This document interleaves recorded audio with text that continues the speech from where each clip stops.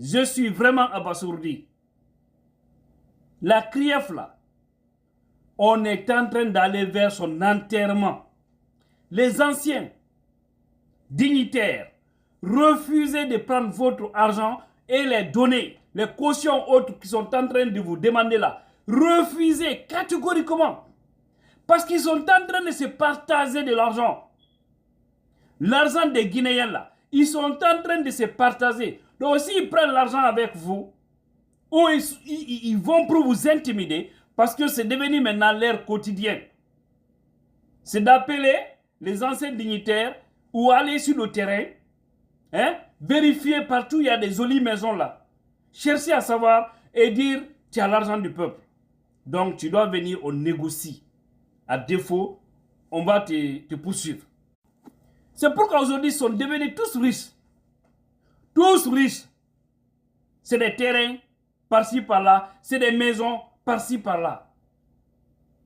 Il faut refuser. Parce que je vais vous dire, cette transition-là, le CNRD là, ils sont, les membres sont vers le déclin. Ils sont vers le déclin. Si vous prenez votre argent, vous les donnez, rassurez-vous que vous allez mordre les doigts sous peu de temps. Donc, si vous les donnez votre argent, rassurez-vous que vous allez les perdre. Parce que demain, vous allez les observer, ils seront impuissants devant vous, et vous aussi vous serez impuissants. Parce qu'ils ne seront ni aux affaires, vous aussi vous ne serez ni aux affaires. Et ça trouvera que vous avez pris votre argent, vous avez donné à ces personnes qui ont perdu la confiance du peuple aujourd'hui. Si la CRIEF était vraiment honnête, il fallait commencer par Doumbouya. Il a un immeuble de 12 étages où il a levé l'argent. Quelqu'un, lorsqu'il était en France, qui n'avait rien. On connaît les salaires de ceux qui sont en France, là, en Europe en général. On connaît. Même si tu es fonctionnaire, je ne sais quoi. Mais on connaît ce que les gens gagnent là-bas. En plus forte raison, un légionnaire. Il n'y avait rien. C'est autant de M. Alpha Condé qu'il a eu, ce qu'il a eu. D'accord? Et aujourd'hui, je vous dis, c'est l'un des plus riches. Donc si vous prenez votre argent, vous les donnez, ils vont se partager le butin et vous allez perdre. Comme l'a si bien dit Damaro, il a parfaitement raison. Je parle d'Ansou Damaro. Aujourd'hui, préférez aller en prison que de prendre votre argent et les donner. Parce que l'argent ne va pas là où vous souhaitez. Vous avez peur de la prison. Vous avez peur de l'humiliation. Mais sachez que votre argent est partagé entre un petit groupe de personnes. Comment est-ce que des personnes qui sont loin de l'honnêteté morale peuvent penser et nous servir d'exemple ici? Ce n'est pas du tout possible. Refusez autant du CNDD. Souvenez-vous, affaire de Dadisso. Certains avaient résisté devant Dadis. Ils ont dit non, ils n'ont rien à donner. Ils préfèrent aller en prison. Ils ont refusé. On a tous vu l'ancien premier ministre, Ahmed Tidiane Souaré, qui est venu dire des choses devant Dadis. Par la peur, il a cédé. Et pourtant, certains l'avaient dit, refuse, parce que c'est l'intimidation. Ils n'ont aucune légalité ni une légitimité. Ce ne sont pas des gens qui sont venus par la voie de la démocratie.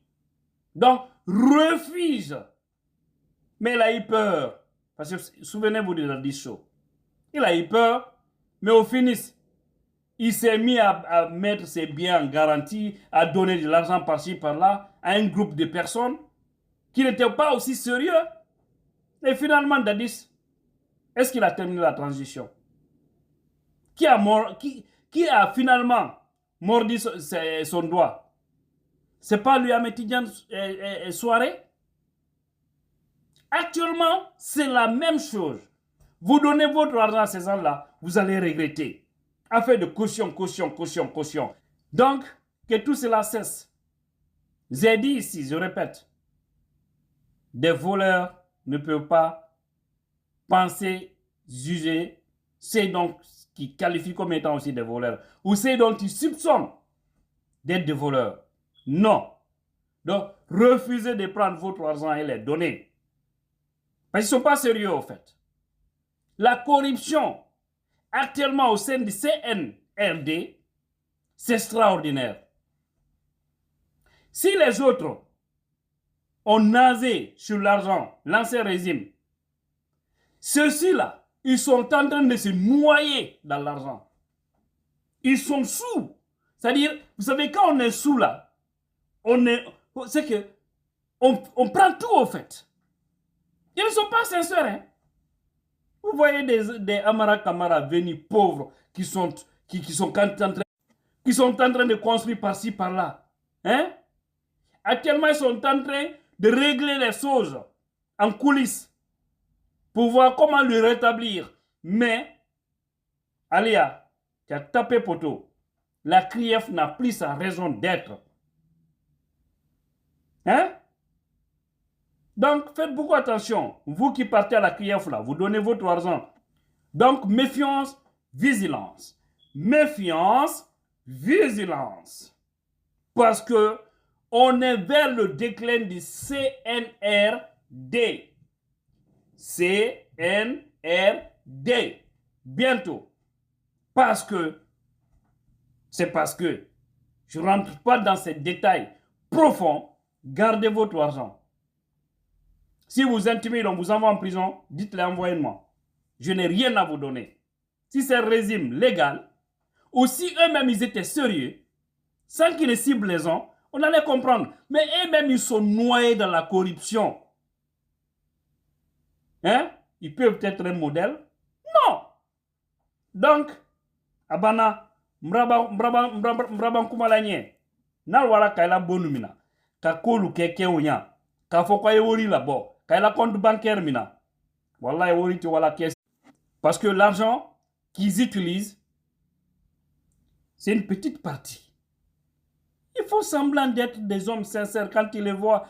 Nous, on est venu pour lutter contre la corruption, on est venu pour lutter contre l'ethnocentrisme, on est venu pour lutter contre la gabésie. Abéouya. Abéouya. Il n'y aura plus de règlement de compte, personne ne va mourir. Abéouya. Déjà, personne ne va mourir le jour où vous avez pris le pouvoir. Aïka modil fa. Paléra. Hein? Corruption, il n'y aura plus de vol. Vous avez pris l'argent, la caisse noire d'Alpha Condé, la caisse de souveraineté. Où se trouve l'argent là? Vous vous êtes partagé le butin. Vous êtes un exemple? Non. L'or, le diamant. Vous avez pris ça au palais. Sékou Touréa. Vous êtes partagé, ça a même créé un problème entre vous. C'est là où vous avez sacrifié le jeune commandant Alia Kamara. C'est là. Et pourtant, le Condé qui était là, arrêté, lorsque les gens prenaient l'argent dans la caisse, lui, il est avec Doumbouya aujourd'hui. C'est lui qui avait apporté la caisse chez les Doumbouya. Où se trouve l'argent? C'est pourquoi je vous dis, refusez encore une fois de plus. Vivre une Guinée unie et prospère.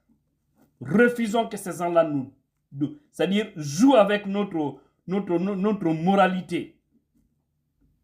C'est pas bien. C'est pas bien. Mais le Guinéen, on dirait qu'il est envoûté. Les gens sont dans leur coin. Ils font semblant comme si tout va bien. Pourtant, c'est les plus souffrants. Si vous voyez que je suis choqué, parce que, c'est-à-dire la souffrance guinéenne nous impacte ici en Occident. Ça nous impacte. Parce qu'on n'arrive plus c'est-à-dire à économiser. Toujours, c'est des appels gauche à droite. Toujours. Parce que ça ne va pas au pays. Toi, tu gagnes 2 000, 3 000 dollars.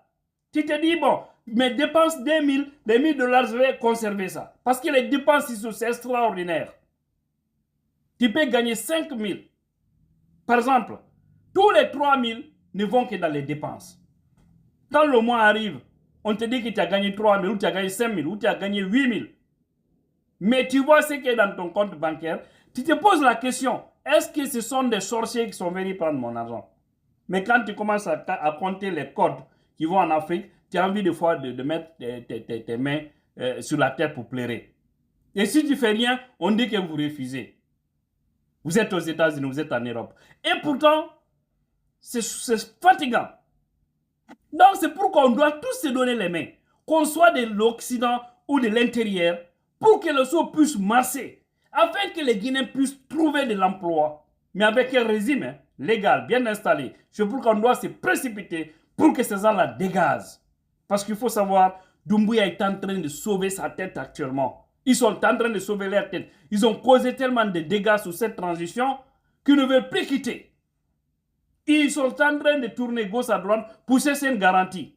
Je vous ai dit, si vous souhaitez avoir une garantie, c'était de laisser ces hommes politiques tranquilles, organiser des élections libres et transparentes. Celui qui allait venir, il allait passer à la tolérance pour tourner la page et puis essayer quand même d'identifier les choses et tourner la page, c'est pardonner et regarder de l'avant. Parce que de toute façon, le mal qui s'est passé, on ne peut plus rectifier ça. Le mieux, c'est de se projeter dans l'avenir. Ceux qui ont causé du tort acceptent de reconnaître et ceux qui ont été victimes acceptent de pardonner pour qu'on tourne les pas sombres de ce beau pays appelé la Guinée-Conakry. C'est de ça il s'agit. Donc, allons-y seulement. Nous irons jusqu'au bout, sans recul.